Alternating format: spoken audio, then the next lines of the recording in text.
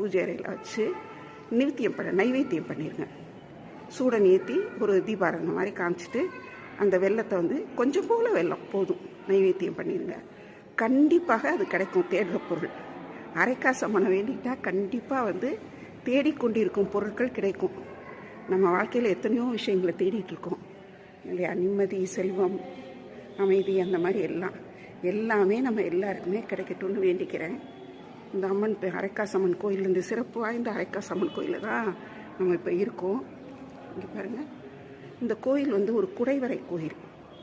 இது புதுக்கோட்டை சமஸ்தானத்தை சேர்ந்த கோயில். இது பொதுவாகவே இந்த பக்கம் பார்த்திங்கன்னா புதுக்கோட்டை, ராமநாதபுரம், சிவகங்கை இங்கெல்லாம் பார்த்திங்கன்னா கோயில்கள் மன்னர்கள் அவங்க கட்டிய கோயில்களாக தான் இருக்கும். இந்த சமஸ்தானங்கள் புதுக்கோட்டை அரசர், ராமநாதபுரம் அரசர், சிவகங்கை அரசர்